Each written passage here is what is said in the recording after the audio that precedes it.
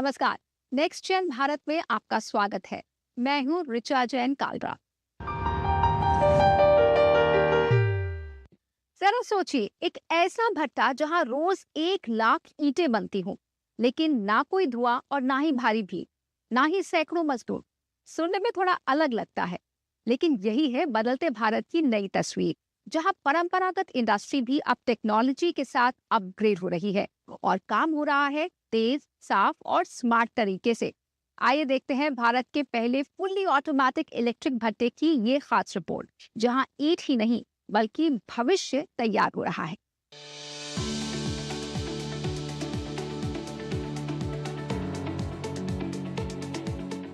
रोजाना 1 लाख ईंटों का प्रोडक्शन, जीरो लेबर और जीरो पॉल्यूशन। सुनने में शायद अजीब लगता है, लेकिन ये बदलते भारत की वो कहानी है जहां टेक्नोलॉजी ने परंपरा को एक नई रफ्तार दे दी है।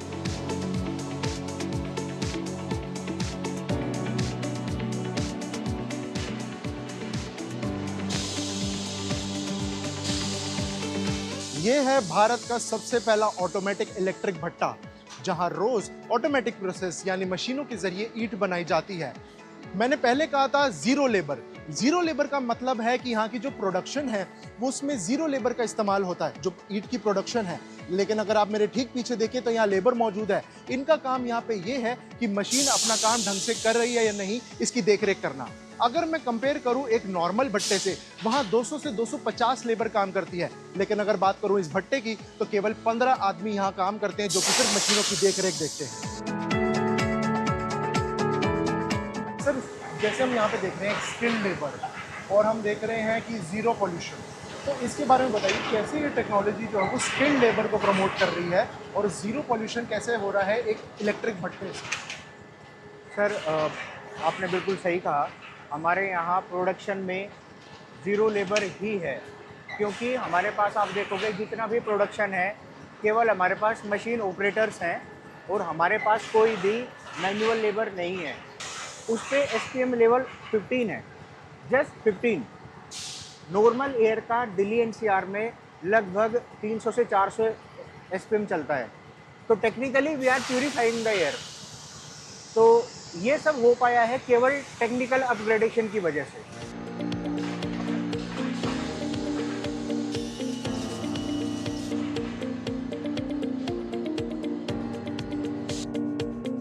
यहां से शुरू होता है मिट्टी से ईंट बनाने का प्रोसेस। हर एक ईंट को साइंटिफिकली प्रोसेस किया जाता है और कॉम्पोजिशन और मॉइस्चर का भी ध्यान रखा जाता है, ताकि हर एक ईंट मजबूत और ड्यूरेबल हो।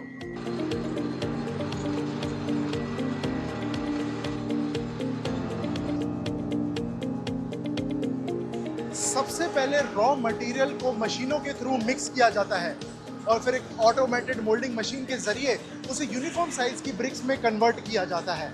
इस प्रोसेस के अंदर इतनी ऑटोमेशन है कि ह्यूमन एरर की गुंजाइश लगभग खत्म हो जाती है।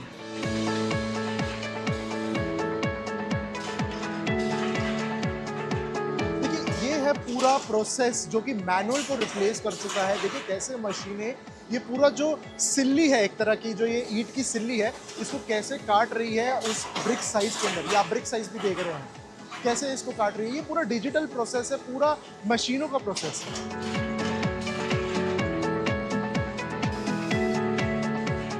ये देखिए कि कैसे ये कन्वेयर बेल्ट्स और रोबोटिक सिस्टम एक ईंट को उस स्टेज से इस स्टेज पर लेकर आ रही है। वाकई में कमाल का make in India digital transformation. मेरे ठीक पीछे आप जो देख रहे हैं वो है एक टनल किल्न, जहां कच्ची ईंटों को 1000 डिग्री टेम्परेचर पे फायर किया जाता है ताकि ये बेहद लाल और मजबूत बन सके।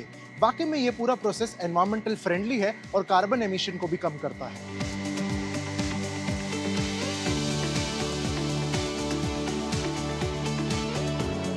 ये है फाइनल आउटपुट, लाल, मजबूत और एक सशक्त ईंट।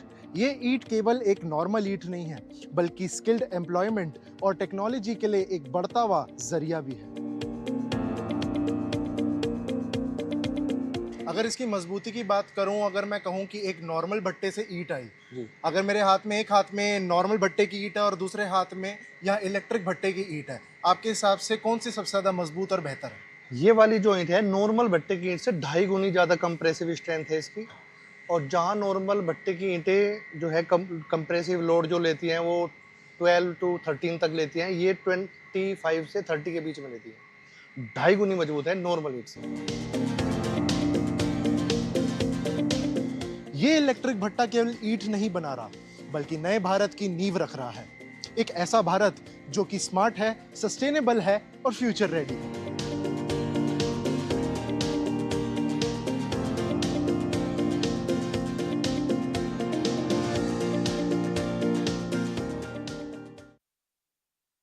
आज के दौर में स्कूलों में बच्चे सिर्फ पढ़ाई नहीं कर रहे बल्कि एप्स भी बना रहे हैं और प्रॉब्लम्स के सॉल्यूशंस ढूंढ रहे हैं। जोर दरअसल रियल लाइफ वर्ल्ड एक्सपीरियंस पर है, जिससे कि बच्चों में प्रॉब्लम सॉल्विंग माइंडसेट बन सके। हैदराबाद में एक स्टार्टअप बच्चों के जरिए डॉक्टर्स, एजुकेटर्स और फार्मर्स के लिए ऐप बना रहा है। एक खास रिपोर्ट। ये है हैदराबाद का पल्लवी इंटरनेशनल स्कूल, जहां पढ़ाई सिर्फ सिलेबस तक सीमित नहीं बल्कि आइडियाज को रियलिटी में बदलने की शुरुआत है। यहाँ स्टूडेंट्स सिर्फ सीख नहीं रहे बल्कि फ्यूचर बना रहे हैं। इस बदलाव के पीछे है 100 गीगा की फाउंडर प्रियंका कामत, जो एआई और नई तकनीकों के जरिए छात्रों को सिर्फ नॉलेज नहीं बल्कि रियल वर्ल्ड स्किल्स दे रही हैं। आज के डिजिटल युग में जहां एआई जैसी तकनीकें दुनिया को बदल रही है, वहीं प्रियंका कामत जैसी लीडर्स इस बदलाव को और भी समावेशी बनाने का प्रयास कर रही है। आप बताइए, आप स्टूडेंट्स को कैसे डिजिटल क्रांति के लिए तैयार कर रही हैं? जी बिल्कुल, हमारी डे वन से कोशिश रही है हमारे स्टार्टअप 100 गीगा के साथ कि हम कैसे इंडिया को आगे बढ़ाया अपने युवा शक्ति से जुड़ के, और हम ऐसे ऐप्स तैयार करते हैं जो रूरल फार्मर्स, डॉक्टर्स, एजुकेटर्स को हेल्प कर सके। तो अगर आपने कुछ आम आदमी की प्रॉब्लम्स देखी होंगी, जैसे कि basic patient to doctor matching नहीं हो पा रहा है, वो वैसे ऐप्स हम बच्चों से तैयार करवाते हैं। तो बेसिकली इनसे क्या होता है, उनका एक प्रॉब्लम सॉल्विंग माइंडसेट बनता है, जिससे हम innovation capital of the world कहला सकते हैं। प्रियंका की ये पहल सिर्फ एक प्रोग्राम नहीं बल्कि स्टूडेंट्स के सोचने का तरीका बदल रही है। स्कूल की प्रिंसिपल और छात्राएं खुद बता रही हैं कि कैसे ये लर्निंग अब किताबों से निकलकर असल जिंदगी तक पहुंच चुकी है। So I really love the experience, as it taught me about how AI can be used to solve real life world problems, as we can use it as a second brain to solve complex problems, make them into simpler solutions and implement in it for our country and the betterment of our country. उन्होंने इतने आसानी से बच्चों को समझाया कि AI क्या चीज़ है, एंड उनके जो प्रोग्राम्स है, जो इनोवेटिव आइडियाज़ है, they have helped my children a lot to adapt AI tools. And I'm really thankful for collaborating with Miss Priyanka. और ये सफर यहीं तक सीमित नहीं है। प्रियंका हैदराबाद के G Narayanamma institute of technology and science के अटल इंक्यूबेशन सेंटर से भी जुड़ी है, जहां आइडियाज सिर्फ सोचे नहीं जाते बल्कि उन्हें स्टार्टअप में बदला जाता है। यहाँ स्टूडेंट्स सीखते हैं कैसे एक आइडिया को बिजनेस में बदलना है, कैसे प्रॉब्लम को सॉल्यूशन में कन्वर्ट करना है और कैसे टेक्नोलॉजी को सही डायरेक्शन में इस्तेमाल करना है। Brilliant ideas from the AWS built for bottom. We had every project, every sector, right from education, finance. We had one girl from GNETS, yes. Being part of the program. Priyanka अपनी AI training और video content को कई भाषाओं में तैयार करती हैं ताकि ये दुनिया भर के छात्रों तक आसानी से पहुंच सके।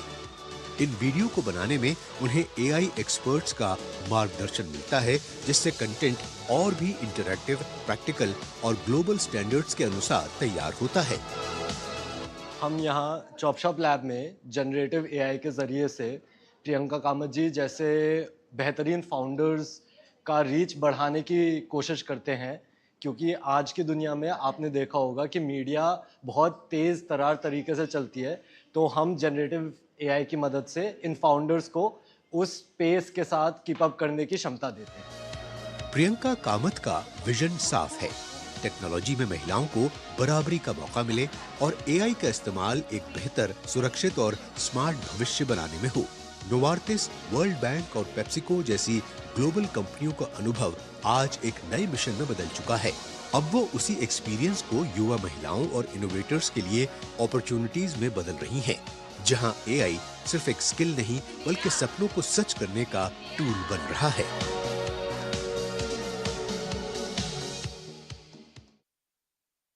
आपने चंबल का नाम तो सुना ही होगा, एक ऐसी जगह जिसकी कहानियां पीड़ों और डर से जुड़ी हुई है। लेकिन अब वही चंबल एक नई कहानी लिख रहा है। यहाँ नेचर और वाइल्ड लाइफ फिर से अपनी जगह बना रहे हैं। आइए हम आपको सीधे लेकर चलते हैं चंबल, जहाँ बदलती तस्वीर की ये कहानी आपको एक नया नजरिया देगी। चंबल एक ऐसा नाम जो कभी डर की कहानियों से जुड़ा था, लेकिन अब यही चंबल एक नई कहानी लिख रहा है, रिवेंज नहीं रिवाइवल की। जहां कभी बीहड़ थे, आज वहां वाइल्ड लाइफ की दुनिया बस रही है। मध्य भारत से बहने वाली ये नदी आज देश में घड़ियाल संरक्षण का सबसे बड़ा गढ़ बन चुकी है और यहाँ का राष्ट्रीय चंबल अभयारण्य सिर्फ एक अभयारण्य नहीं बल्कि प्रकृति की वापसी की एक सच्ची कहानी है। 1978 से चंबल जो 435 किलोमीटर को सेंचुरी घोषित किया है, उसके बाद में यहाँ पर एक ग्रो एंड रिलीज प्रोग्राम है जो देवरी में एक सेंटर बनाया गया, जो 1979-80 में इसका यहाँ का सेटअप बनाया गया। यहाँ पे 9 पुल्स बनाए गए हैं अलग अलग साइज के, और 1981 से ग्रो एंड रिलीज का प्रोग्राम चालू किया गया है यहाँ। यह है घड़ियाल रियरिंग सेंटर, जहाँ जिंदगी को सेकंड चांस मिलता है। यहाँ अंडों से निकले छोटे छोटे घड़ियालों को सेफ एनवायरनमेंट में पाला जाता है और जब ये मजबूत हो जाते हैं तो इन्हें वापस नदी में छोड़ दिया जाता है। सिंपल सा प्रोसेस, लेकिन इम्पैक्ट बहुत बड़ा। और सबसे इंटरेस्टिंग बात, ये जगह सिर्फ कंजर्वेशन नहीं, एक लाइव लर्निंग एक्सपीरियंस भी है। यहाँ आकर बच्चों को प्रकृति किताबों में नहीं, रियल में देखने को मिलती है। घड़ियाल, छोटे से लेकर बड़े घड़ियाल यहाँ पर हमने बच्चों को दिखाए, और मैंने भी पहली बार घड़ियाल देखे। मैं दिल्ली से हूँ तो मैंने कभी घड़ियाल नहीं देखे थे।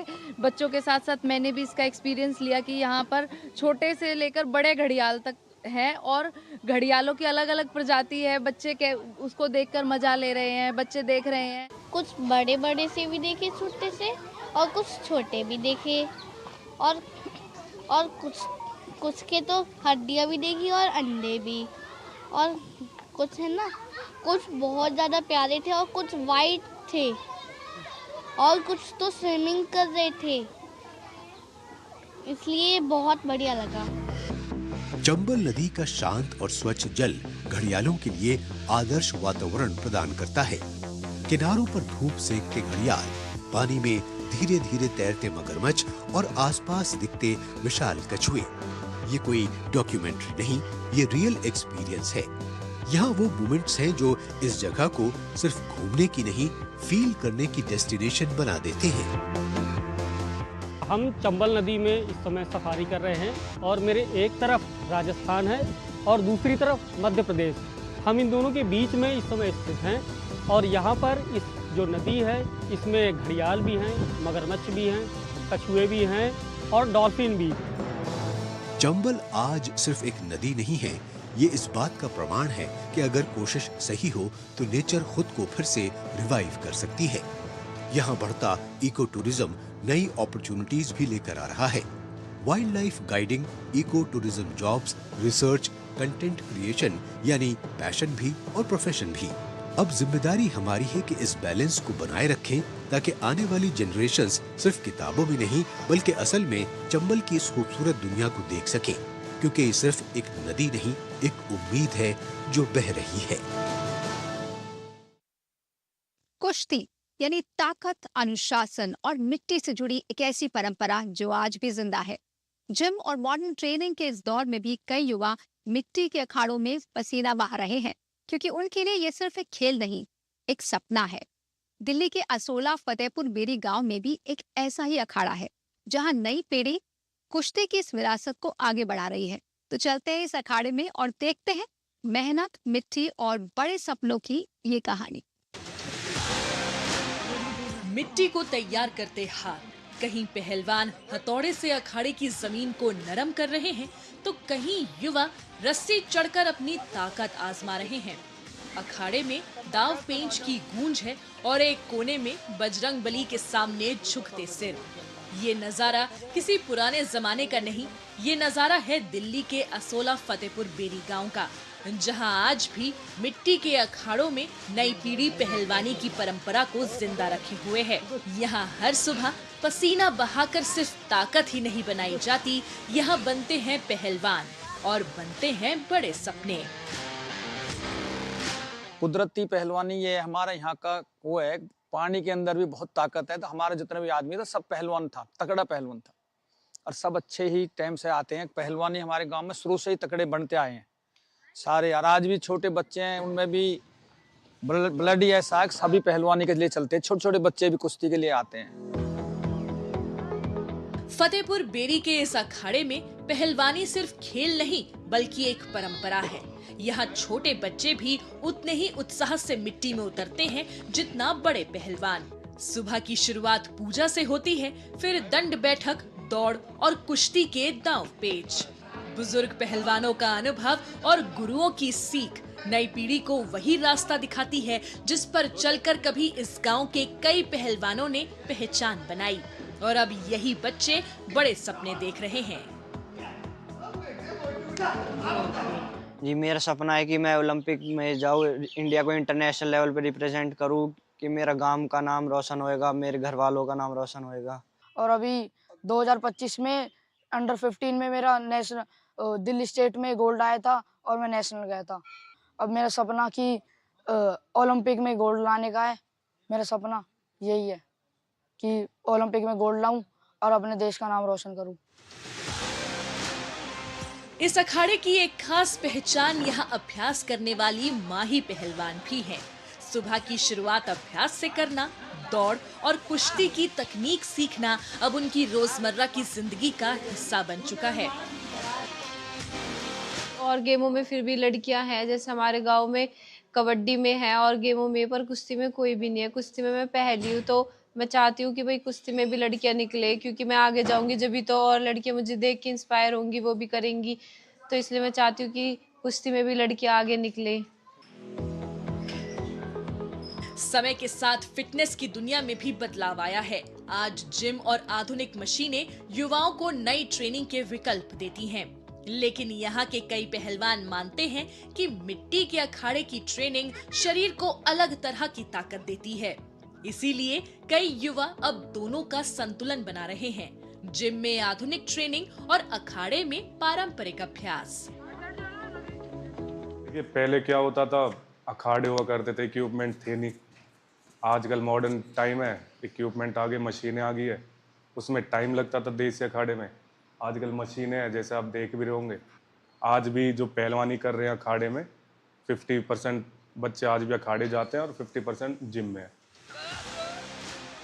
समय के साथ खेल के तरीके बदल रहे हैं, लेकिन मिट्टी के अखाड़ों की परंपरा आज भी कायम है।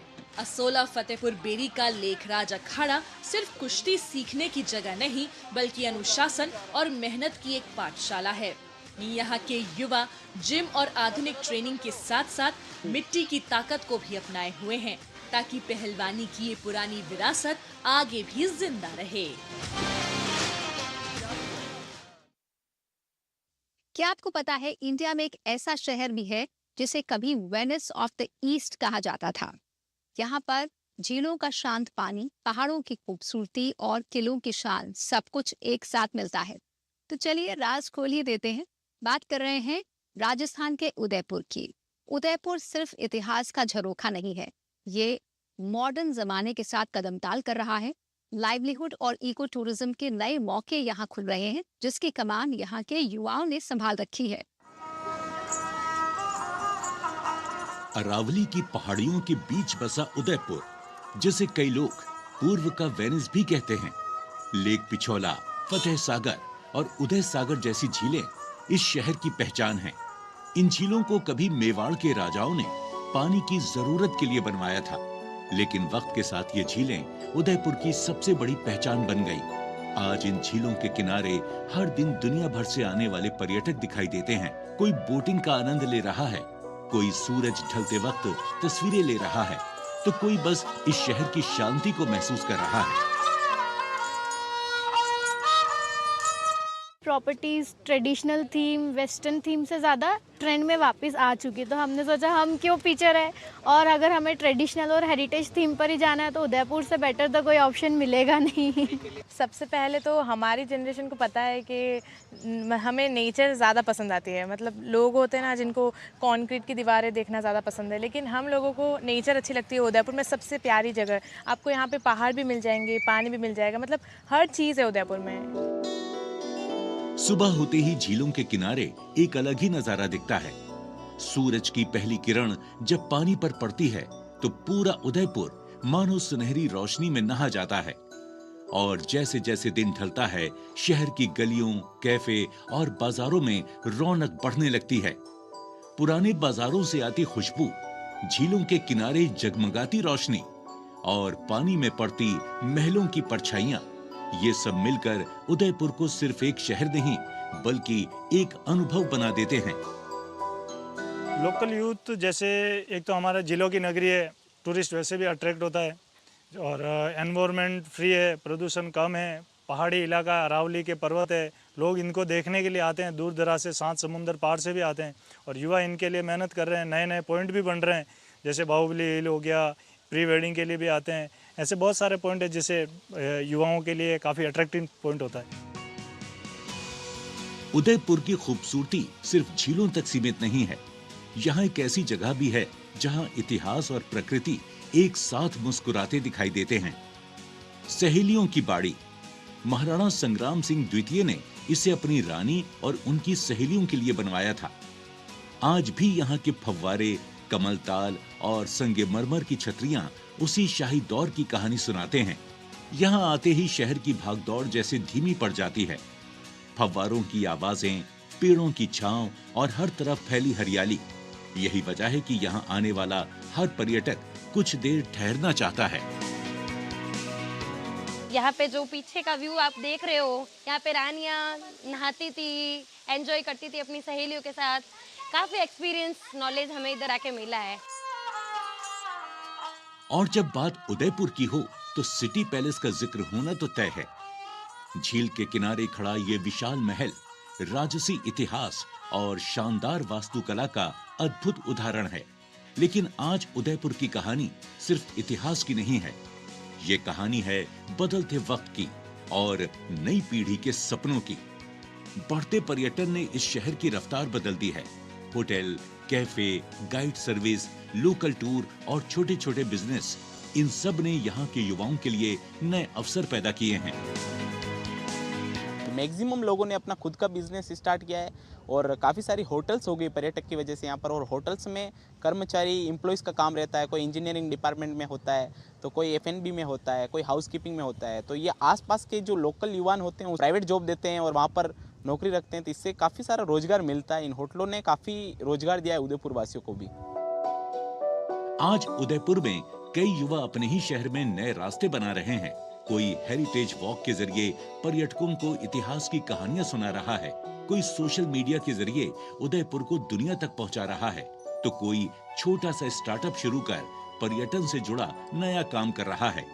झीलों की चमक, महलों की शान और सपनों से भरी नई पीढ़ी, यही है आज का उदयपुर, जहां खूबसूरती के साथ साथ अवसर भी बढ़ रहे हैं। पर्यटक इन झीलों का आनंद ले रहे हैं, तो यहाँ के स्थानीय लोगों का कहना है कि ये झीलें उदयपुर की असली पहचान हैं।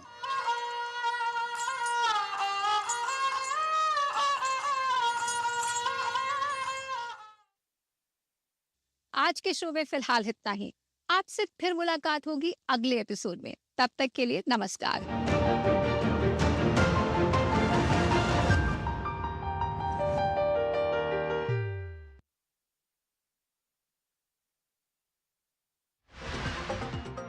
लद्दाख